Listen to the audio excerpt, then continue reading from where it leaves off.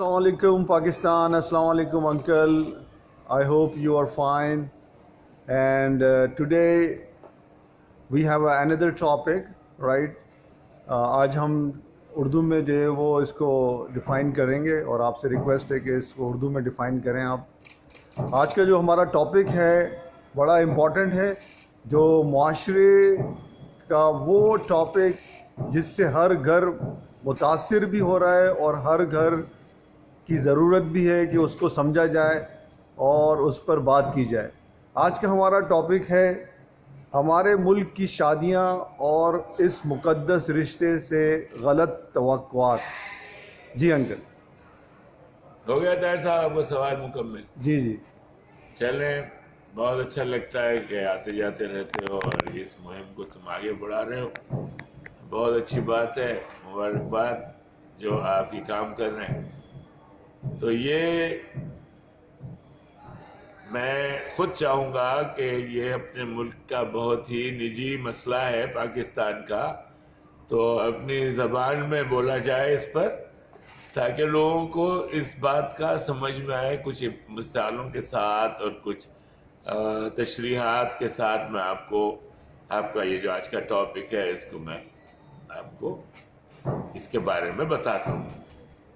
دیکھیں، ہمارا سب سے بڑا جو مسئلہ ہے وہ ذہنی توازن اور طرز عمل اور طرز زندگی کا ہے، جس کو آپ انگریزی زبان میں مائنڈ سیٹ کہتے ہیں. آپ کو یہ سمجھتے ہوئے سینکڑوں سال لگ گئے ہیں کہ جو چیز آپ کے پاس نہیں ہے اس پر آپ کیوں بضد ہیں کہ یہ میرے پاس ہونی چاہیے اور ضرور ہونی چاہیے، اور یہ میری بیٹی کی شادی کے تحفے کا حصہ بننا چاہیے یا اس کے جہیز کا حصہ بننا چاہیے. اور آپ نے یہ توقعات اپنے آپ سے یا اپنے بڑوں سے یا اپنے پڑوسیوں سے یا اپنے ملک کے کرتا دھرتاؤں سے کس بنیاد پر آپ نے ان توقعات کو رکھا ہے؟ فرض کریں کہ بھائی آپ ایک ایوریج قسم کے انسان ہیں اور اللہ نے آپ کو ایک اچھی روزی دی ہے، ایک اچھا گھر ہے، اچھی بیٹی ہے آپ کی، اور آپ اس کی شادی کرنا چاہتے ہیں. آپ کو پتہ ہے جہیز کیا ہے؟ یہ ایک لعنت.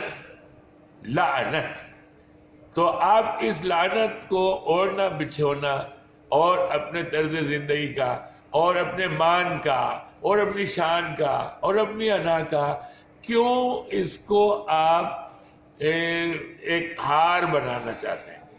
بھئی آپ کو پتہ ہونا چاہیے کہ جو آپ کے وسائل ہیں ان وسائل پر آپ نے مکمل اعتماد کرنا ہے، ڈیپینڈ کرنا ہے، اور کسی پر نہیں. کیونکہ آپ نے اس لعنت کو آگے نہیں بڑھانا ہے. آپ جو دے سکتے ہیں اپنی بیٹی کو خوشی کے ساتھ دے دیں، اور بے انتہا ضروری چیزیں جو کام کی ہیں، جو استعمال میں آئیں گی، وہ دے دیں. اس کے علاوہ آپ نے کسی سے زیادہ توقعات نہیں رکھنی ہے کہ بھئی میں دھوم دھام سے شادی کروں گا. آپ کے پاس 5 لاکھ نہیں ہے، آپ نے شادی ہال بک کرا ہے، اب آپ قرضے مانگتے پھر رہے ہیں پاگلوں کی طرح. کہیں آپ کی بے عزتی ہو رہی ہے، کہیں آپ کو کہا جا رہا ہے دیکھو کتنا پاگل ہے سالا، اس کو اتنی عقل نہیں ہے کہ 5 لاکھ ہے نہیں لیکن شادی دھوم دھام سے کرنا چاہ رہا. کھانے کے لیے آپ نے دوسرے 3-4 لاکھ لگا لی. اچھا 10 لاکھ روپے کا آپ نے کہیں سے لون لے لیا. چلے بدقسمتی سے وہ آپ کو مل گیا جس کو آپ خوش قسمتی سمجھ رہے. اس کے بعد آپ جو ہے ان ڈیٹ ہو گئے. انگریزی میں کہہ گیا مطلب یہ کہ آپ مقروض ہو گئے. تو یہ آپ کو اس میں کوئی سمجھداری کی بات نظر آ رہی ہے؟ اس کی وجہ یہ ہے کہ بھئی آپ نے اپنے لوگوں کو، اپنے قریبی ترین پیاروں کو اس راستے پر گامزن کیا ہے جہاں پر ان کے بھی لالچ بڑھ جائے گا کہ یار ابا کی طرف سے ساری چیزیں مل رہی ہیں، خاندان کی طرف سے، چچاؤں کی طرف سے، محلے والوں لے کے جائیں گے انشاءاللہ، دھوم دھام سے شادی ہوگی، بڑی اچھی بات ہے. اس نے اپنی بیٹی کا بڑا مان رکھا. ہو بھائی مان رکھ لیں یار، اس سے سب سے بڑا مان تو یہ ہوتا ہے کہ اس کی آپ نے اس کو اچھی تعلیم دے، اس کے لیے اچھا رشتہ تلاش کریں، آگے اللہ کے حکم سے اس کی قسمت. آپ نے یہ دنیاوی چیزوں کو، دنیا کی مٹیریل کو، اتنی مال و دولت کو اتنی اہمیت نہیں دینی. اگر آپ اس کو اہمیت دیں گے تو آپ سمجھ لیں آپ نے سارا پیٹرن خراب کر دیا. ہمارے حضور پاک صلی اللہ علیہ وآلہ وسلم کا، اللہ تعالیٰ کی جو تعلیم ہے اس کا، اسلام کی جو تعلیم ہے اس کا، اور ایک جنرل ٹینڈنسی جس کو کہتے ہیں کہ بھائی دنیا میں اور بھی ممالک ہیں جہاں آپ دیکھیں گے کہ لوگ بڑے آسانی سے وہ جو ان کے وسائل ہیں اس کے ساتھ شادی کرتے ہیں.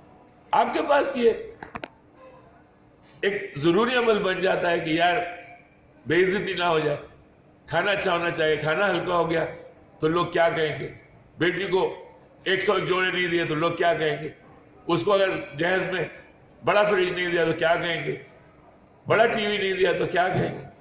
او بھائی، آپ نے جس لڑکے کو آپ نے پیار سے اپنا داماد بنایا وہ آپ کی بیٹی سے پیار کرے گا.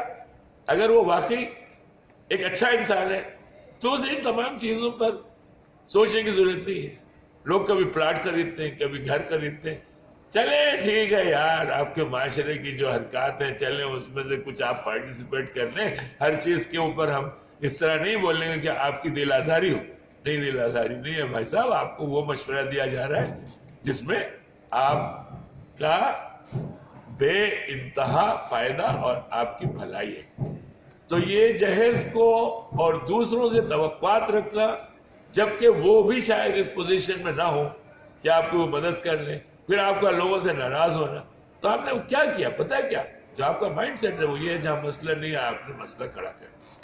شادی جو خوشی کا اوکیشن ہے وہاں کئی لوگوں کو ناراض کر لیا، کئی کو آپ نے راضی کر لیا، کئی سے مخروض ہو گئے. آپ نے جو ہے ہر چیز کو ایک خراب رنگ دے کر اپنی خوشیاں منا لی، لیکن لوگ اس کے بارے میں تذکرہ کرتے رہیں گے آئندہ 5 سال، اور ابھی تک آپ مخروض رہیں گے کیونکہ آپ کے وسائل وہ نہیں تھے. اور بھائی صاحب ہوش کی باتیں کریں، جہیز کو ختم کر، اس لعنت کو ہم نے ختم کر. اس پہ آگے بھی بولوں گا، فی الوقت میں اتنا کہہ سکا ہوں تاکہ آپ کو یہ میسج کلیئر ہو جائے کہ ہم نے اپنے وسائل کے حساب سے سمپل طریقے سے. اور بھائی آپ نے سمپل رہنا ہے.